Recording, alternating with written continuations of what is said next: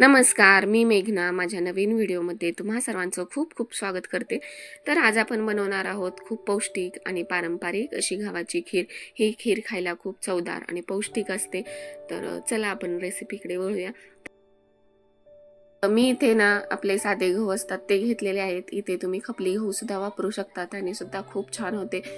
तर हे गहू मी 4 ते 5 पाण्याने छान धुवून घेतले, म्हणजे त्यातील माती आणि कचरा वगैरे निघून जातो. आणि नंतर ते गहू 7 ते 8 तासासाठी भिजत ठेवले होते. तर असे छान फुलून आलेले आहेत गहू. नंतर मग त्यातलं पाणी काढून छान असं ते सुकवून घ्यायचं आहे. तर ते सुकवण्यासाठी आपल्याला घरामध्येच ना थोडंसं कापडावर असं पसरून ठेवायचं आणि फॅन खाली वगैरे 15 ते 20 मिनटं असं सुकवून घ्यायचं की त्यातलं पाणी सगळं निघालं पाहिजे. कारण की आपण जेव्हा बारीक करतो ना तेव्हा मग त्यामध्ये गुठळ्या होतात. तर हे बघा छान असे गहू सुकलेले आहेत, वरचं मॉइश्चर पाणी वगैरे निघालेलं आहे. तर आपण आता मिक्सरमध्ये ना थोडंसं पल्स मोडवर असं जाडसर वाटून घ्यायचं आणि त्यामध्ये गुठळ्या वगैरे झाल्या नाही पाहिजेत. नंतर मग हे गहू आहेत ना ते पाण्यामध्ये टाकायचे. म्हणजे काय होतं की त्याचा कोंडा वगैरे असतो तो पाण्यासोबत वरती येतो आणि मग ते पाणी काढलं की त्याच्याबरोबर थोडाफार कोंडा त्याच्यासोबत निघतो.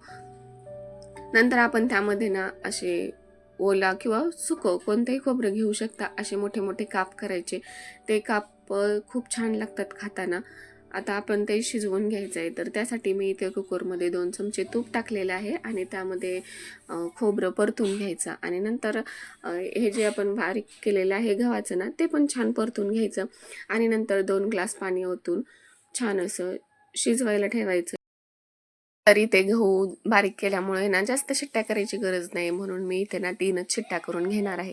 तोपर्यंत इकडे ड्रायफ्रूट्स आणि वेलची पावडर तयार करूया. तर इथे मी थोडे काजू आणि बदाम असे कट करून घेतलेले आहेत आणि वेलची पावडर पण तयार केलेली आहे.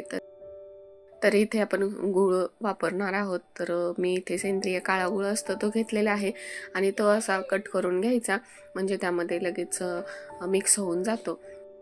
तोपर्यंत आपला इकडं कुकरच्या शिट्ट्या होऊन कुकर पण थंड झालेला आहे. तर गहू पण खूप छान शिजलेले आहेत.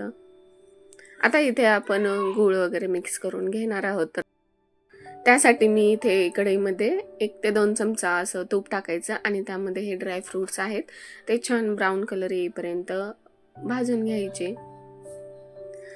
तर आमच्या इकडे ना लहानपणी महाशिवरात्रीला दुसऱ्या दिवशी हा प्रसाद असायचा. तेव्हा लहानपणी आम्ही जायचो आणि तेव्हाची आत्ता खूप आठवण आली. कारण की आता असं जास्त कुठे जाणं होत नाही. आता घरातच बनवून खावं लागतं असं काय असेल ते. तर प्रत्येकाच्या अशा लहानपणीच्या काहीतरी आठवणी असतात. तशीच काहीतरी एक आठवण. आपण शिजवलेलं जे गव्हाचं मिश्रण होतं ना ते पण त्यामध्ये ॲड करून त्यामध्ये गूळ वगैरे छान मिक्स करून घेतला. आता हा गूळ छान वितळल्यानंतर त्यामध्ये वेलची पावडर पण मिक्स करून घ्यायची आणि नंतर थोडा वेळ असंच शिजून द्यायचं. थोडा वेळ झाकून ठेवायचं, म्हणजे त्यामध्ये सगळं मिक्स होऊन जातं. गूळ, वेलची पावडर आणि गव्हाला खूप छान अशी टेस्ट येते, खूप छान असा स्मेल येत होता. तर अशा पद्धतीने आपली छान पारंपरिक आणि पौष्टिक रेसिपी तयार आहे. तर कशी वाटली रेसिपी, तुम्हाला आवडली असेल तर लाईक करा आणि सबस्क्राईब करा. भेटू अशाच एका नवीन व्हिडिओमध्ये. तोपर्यंत बाय.